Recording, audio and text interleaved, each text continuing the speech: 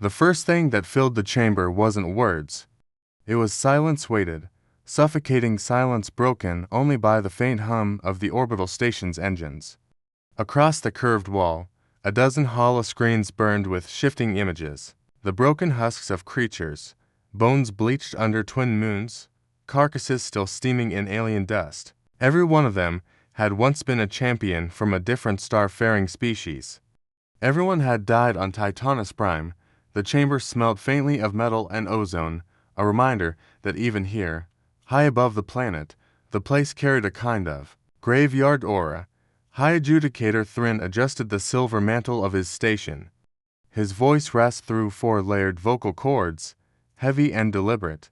Candidate Alyssa Keen, humans, no armor, no augmentations, no genetic tailoring. No chance. The words hung like a verdict, final and absolute. A murmur rippled across the council tier, dozens of species whispering in disbelief at the audacity of humanity's request. And then Alyssa stepped forward. She was smaller than most of them expected, 5.5 feet. Pale skin, shock of auburn hair tied back in a rough knot. No ceremonial gear, no gleaming armor. Just a simple flight suit that looked more suited for a freighter dock than a death trial. Her boots clacked against the polished floor as she walked into the light of the hollow projectors. She glanced at the grisly footage looping above her head, and then she smiled bright, almost mischievous, the kind of smile that had no business existing in a room like this. Chance, she said, shrugging out of her jacket and tossing it over one arm, is for gamblers. I didn't come here to gamble. Drop me in. A dozen gasps erupted from the council seats. One delegate's feathers flared in nervous agitation. Another, with scaled arms and molten eyes, leaned forward with predatory interest. Commander Kale, of the Brainy Empire, let out a low growl through his translator box. 3 of my finest hunters entered Titanis Prime. None lasted beyond a single rotation. Does this person know the statistics? Alyssa lifted one eyebrow. Halfway through, unzipping her suit. I've read the numbers. They're terrifying, but you don't survive places like Titanis by reading numbers. You survive by rewriting them. She peeled the suit from her shoulders with deliberate calm, stripping down to the simplest underlayer, as if daring them to object. Candidate, Thrin hissed, his eyes narrowing into slits of violet light. Do you understand the rules? No gear, no weapons, no technology, no clothing. Alyssa stood straighter, folding her arms across her chest. Crystal clear, naked or not, I'll play your game. Just tell me when the clock starts. For a moment, the chamber froze. Council members exchanged uneasy glances. Somewhere in the back, a scribe whispered, "She doesn't even look afraid." And she wasn't. That was the unnerving part. While every previous candidate had trembled under the weight of Titanis Prime's reputation, Alyssa's pulse, monitored in real time by biosensors, was dropping. Lower, steady, controlled. The graphs rippled on screen. Impossible but undeniable. Thrin cleared his throat with a sound like grinding stone. Very well, Candidate Alyssa Keen, you will be transported immediately. 72 standard hours of survival. No aid will be provided. Perfect, Alyssa said, kicking off her boots and stepping barefoot onto the gleaming deck. Her toes curled against the cold metal, as if she were already adjusting to the thought of alien soil. Let's see what your nightmare planet thinks of me. The transport beam began to power up, a low thunder reverberating through the floor. Alyssa closed her eyes, exhaling slowly, almost like a prayer, or maybe like someone savoring a joke. Only she understood. And then the hollow screens flickered. Just for an instant, long enough for every technician in the room to glance up. The feed from Titanis Prime stuttered, and strange glyph singular, glowing, impossibly old, flashed across the screen before vanishing. Sensor glitch. One voice muttered, but Alyssa opened her eyes just then, catching the reflection of the glyphs on the glass. For half a heartbeat, her smile sharpened. She whispered under her breath, so low only the nearest mic caught it, "Looks like someone's awake down there." The beam swallowed her whole, and in a blink, Alyssa Keene was gone. The canyon floor exploded into being around her in a flash of searing white light, then silence. No hum of the station, no chatter of 1,000 watching species, only the dry rasp of wind sweeping through jagged rock.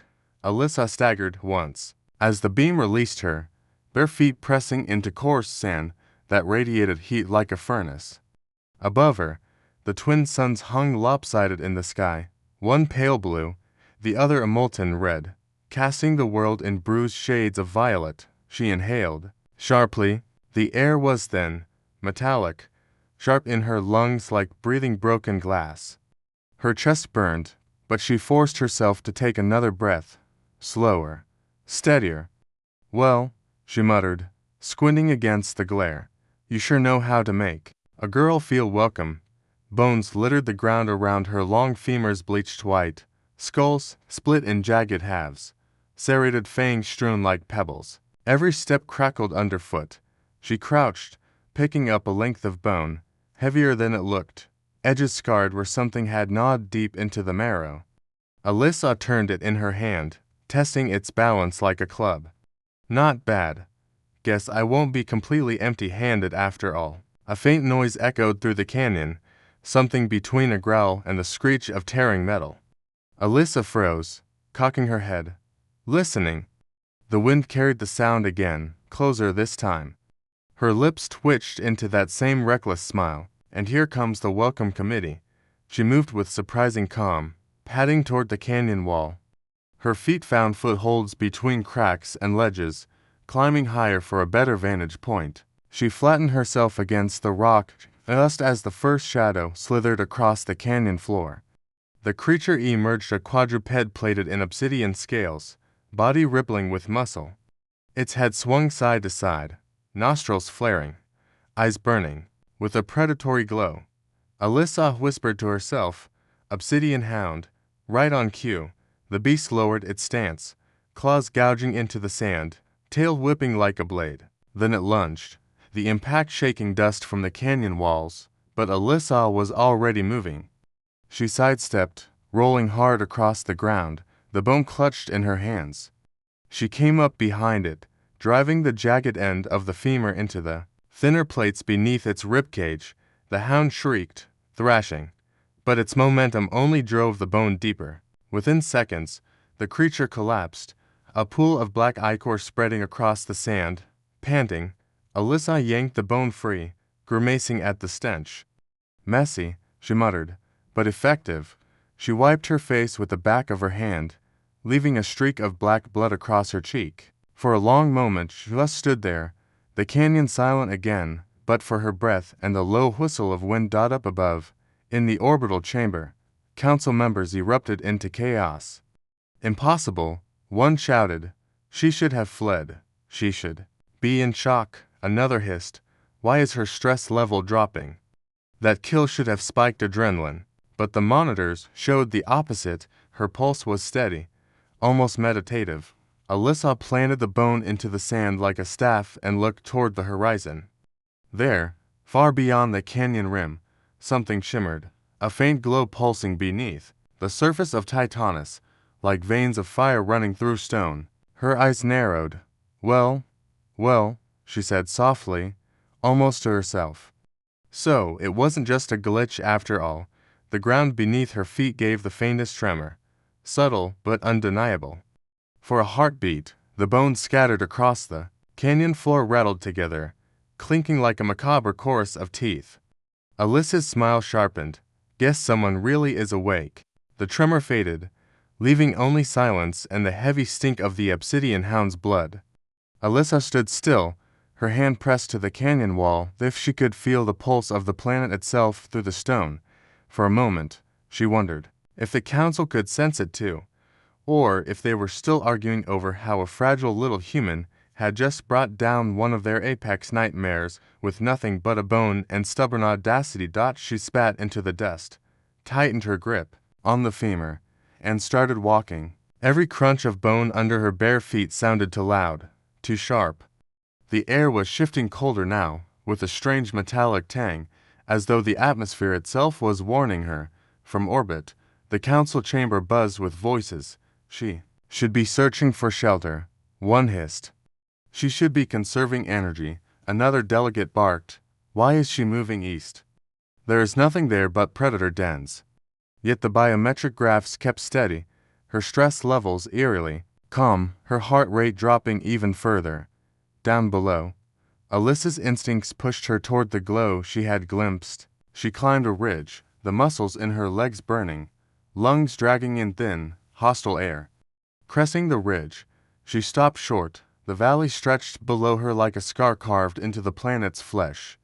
Veins of glowing mineral crisscrossed the rock, pulsing faintly with light blue, gold, violet like circuitry buried beneath stone.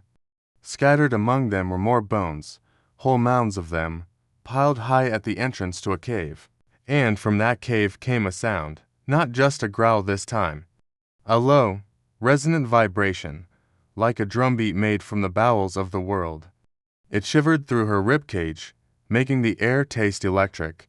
She whispered, "Oh, that can't be good." The first figure emerged, taller than a man, plated in black armor that looked grown, not forged.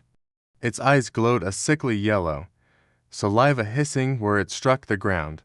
A second beast followed, then a third, their bodies moving with a predatory coordination that sent a prickle up Alyssa's spine. She backed a step, but her expression hardened. "All right. Then, let's see if lightning can strike twice." The pack lunged. The first predator hit her like a truck, but Alyssa rolled with the impact, bone staff jamming up into its jaw. It shrieked, thrashing, and collapsed in a heap. The second came in from the side.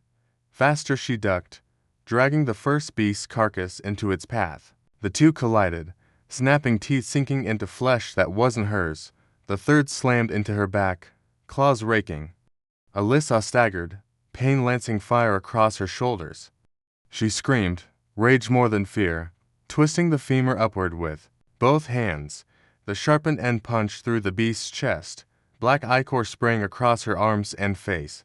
She dropped to one knee, blood hers and theirs mixing in the dust. Her breath came ragged, her vision swam, but she refused to collapse. Instead, she stood, yanked the bone free, and let out a roar aft that echoed against the canyon walls. Not bad for warm-up. From orbit, council delegates gaped in silence. A technician stammered. She's killed 3 class beta predators with a bone, alone, in under 2 minutes. But Alyssa wasn't looking at the beasts anymore. Her eyes were locked on the ground beneath her feet. The moment the third creature hit the dirt, the veins of light running through the valley surged brighter. The tremor returned, stronger, rattling boulders from the cliffs. The cave ahead pulsed with brilliance, as though something inside had been waiting for this moment, for blood, for violence, for proof of strength. And then the rock itself spoke. Not words, not exactly, but a tone deep, harmonic, resonating through her bones and vibrating her teeth. The sound was ancient, layered, unmistakably alive. Alyssa froze, breath catching in her throat. "Oh hell," she whispered. "I think I just rang the doorbell." The ground roared like an engine coming alive, a sound so deep it rattled Alyssa's teeth and set every bone in her body thrumming. She staggered, bracing herself against the canyon wall. The earth beneath her feet split in jagged seams. Light surged through the cracks, blinding streams of molten blue and gold racing outward like lightning veins, weaving a pattern across the valley floor. Rocks the size of houses groaned and lifted, not falling but rising, suspended on unseen currents. Dust exploded skyward, and from beneath the canyon floor, titanic structures began to emerge. Towering spires of metal stone, half machine, half cathedral, pierced upward into the bruised sky. Glyphs carved into their surfaces ignited in cascading waves, ancient language blooming to life after millennia of silence. Alyssa dropped her bone spear in shock. She turned in a slow circle, watching as walls of obsidian lifted into place, forming arches and bridges that spanned across the canyon as though the planet itself were rebuilding a forgotten city around her. "What the hell?" she whispered, her voice swallowed by the thunder of shifting earth. From orbit, The council chamber exploded with alarms. Readouts flared red. Unprecedented seismic activity. One technician shouted, "No, no, it's structured, it's coordinated. The planet isn't breaking, it's building." On the canyon floor, Alyssa shielded her eyes as a central tower clawed its way skyward. It was enormous, its surface smooth and glimmering, etched with radiant circuitry that pulsed like a heartbeat. The vibrations rolled through her chest, synchronizing with her own pulse until she couldn't tell where her body ended and Titanis began. She stumbled, then caught herself, baring her teeth in a grin that was equal parts awe and defiance. "Guess I wasn't just imagining it," she shouted into the storm of dust and light. "You are alive down here, aren't you? And you've been waiting." The ground surged again.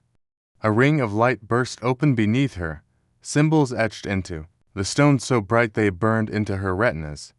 They spiraled outward in a perfect circle, ancient glyphs aligning like the gears of some impossible machine. Alyssa's knees nearly buckled as the glow climbed up her legs, wrapping around her like chains of fire. Her breath came sharp, and for one wild heartbeat she thought the planet was about to consume her whole. Then the symbols shifted. They reformed into a new pattern, clear as day, hovering above the stone in midair, a language she shouldn't have understood, but somehow did. Air acknowledged. The words shimmered, then seared themselves into the canyon floor at her feet. Undeniable, permanent. Alyssa stared, heart hammering, skin prickling. "Air," she whispered, tasting the word like it might bite her tongue. The light flared brighter in answer. And above, on the central spire that now dominated the horizon, a second set of glyphs blazed to life, visible even from orbit. Every council delegate who saw them recoiled as their translators scrambled and failed.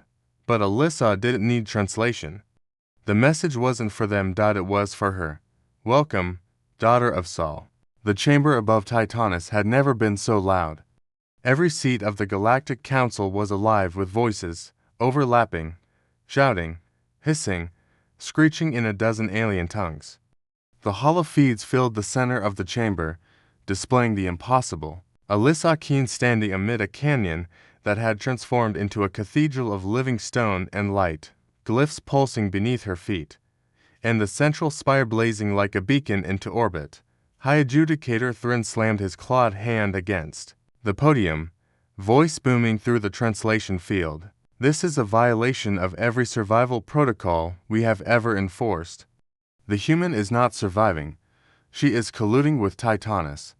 The planet itself has recognized her as heir.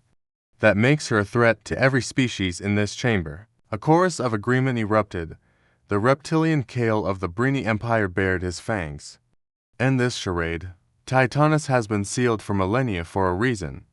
We destroy it now, before she awakens something we cannot control." But another voice cut through the noise. Feathers bristling, Prime Delegate Aurel of the Avon lifted his trembling wings. "You would destroy what you do not understand. Look at the readouts. The environment is stabilizing. Toxicity levels are dropping. Seismic chaos has become an ordered construction. She is not awakening a weapon, she is restoring balance. This is an opportunity we cannot squander." "You call it balance," Kale snarled. "I call it infestation. She is rewriting the natural order of Titanis, bending it to human will. If this planet has chosen her, then humanity just became the most dangerous species in the galaxy." Gasps rippled through the chamber. Half the delegates shouted for restraint, the others for immediate termination. The argument escalated into a frenzy until Admiral Corvain, all cybernetic implants and cold logic, rose from his seat. His voice cut like a blade. "There is only one way to resolve this." He gestured sharply, and a feed switched to the orbital fleet above Titanis. A dreadnought's cannons were charging, energy bleeding into the vacuum like a miniature sun. Thrin's eyes widened. "Admiral, you do not have authorization." "I don't need authorization to protect the galaxy," Corvain snapped. "If Titanis is alive, it is hostile. Watch." The dreadnought fired. A beam of pure plasma ripped through the void, descending like the wrath of a star itself. The chamber went silent, all eyes fixed on the impact point. The canyon, Alyssa, the spire all swallowed in blinding light. When the glare faded, the council chamber erupted again, but this time in sheer disbelief. The spire stood unharmed. Not a single stone out of place. Around it, the canyon shimmered, with a translucent dome of golden energy, rippling like the surface of water. The plasma beam had struck it and been absorbed, dissolved into light that now pulsed stronger than before. Down on Titanis, Alyssa looked up through the shield, black blood still smeared across her cheek, and laughed. The sound carried all the way into orbit, through every open channel. "Well," she shouted, grinning like a wolf, "looks like someone just picked sides." The shield expanded in answer, stretching wider, brighter, its pulse synchronizing with Alyssa's own heartbeat until even the orbiting dreadnoughts felt their hulls vibrate with the rhythm of a planet that had just bared its teeth. The chamber was silent when the doors opened. Not the tense, simmering silence of fear and calculation, but the stunned silence that comes when something utterly impossible walks in.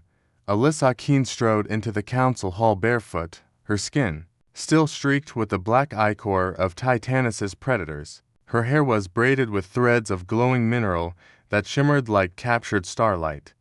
Behind her came a procession that froze every delegate in place, shadow stalkers padding low and silent, razorbirds perched on support struts, the Titanic Devastator lumbering forward with eyes glowing calm instead of rage. Each of them species engineered to be incompatible marched in harmony. Gasps rippled across the tiers. Some delegates leaned forward in horror, others in awe. Alyssa stopped in the center of the chamber, lifting her chin. Her voice was steady, resonant, carrying across the hall. 3 days ago, you dropped me onto a planet you called impossible, a place designed to break me, a place where no species could survive without technology. You expected me to fail. But Titanis had other plans. She spread her arms, and the spire's glyphs blazed to life on the central holofeed. The words glowed in every delegate's translator field. Undeniable. Welcome, daughter of Soul. The chamber erupted in gasps again. Alyssa pressed forward. Titanis chose me.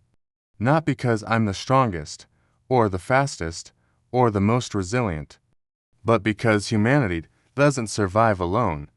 We adapt, we build, and we bring others with us. That's what you've seen here. Predators working together, enemies sharing food, a dead world coming alive again. This isn't just survival, it's the beginning. High Adjudicator Thrin rose, claws trembling against the podium. You have no authority to claim sovereignty here. The council will never. But he was drowned out by 100 voices. Delegates shouting over each other, half demanding recognition, half demanding restraint. Amid the chaos, Admiral Corvain's cybernetic implants clicked furiously as he calculated and recalculated futures he could no longer predict. Finally, Supreme Chancellor Nexon rose, crystalline form blazing with refracted light. Her voice cut through the storm. The matter will be put to vote. Recognition of the Sol Accord or nay. The chamber screens lit up, tallying votes in real time. For a heartbeat, it seemed balanced. Then, one by one, neutral systems flipped their markers, the numbers tipped. The final count blazed across the chamber. AYEA hush fell. Nexon inclined her head with the stiffness of someone swallowing broken glass. By decree of the Council, the Sol Accord is recognized as an autonomous collective. Humanity's claim to Titanis is acknowledged. Alyssa exhaled slowly, a smile tugging her lips. Good choice, she said softly. Back on Titanis, the sky was changing. The two suns hung low, their light blending into hues of violet and gold. The shield that had once bristled with defense now shimmered like a dawn breaking across the entire horizon. The air thickened with lifebirds not engineered but born, plants sprouting in the cracks of stone. Titanis itself was healing. Alyssa stood on the canyon ridge, the wind whipping strands of glowing hair across her face. Her voice was quiet, but it carried as if the planet itself amplified it. Humans don't just survive the impossible, we turn it into a home. For a long moment, there was only peace. And then the signal came. Sharp, distant, faint, but undeniable, originating from a system far beyond Titanis. Another set of glyphs, alien, but hauntingly familiar, spiking across the Council's sensors. Another world was stirring. Alyssa's eyes narrowed as she turned toward the stars. Well, she murmured, looks like Titanis wasn't the only one waiting to wake up.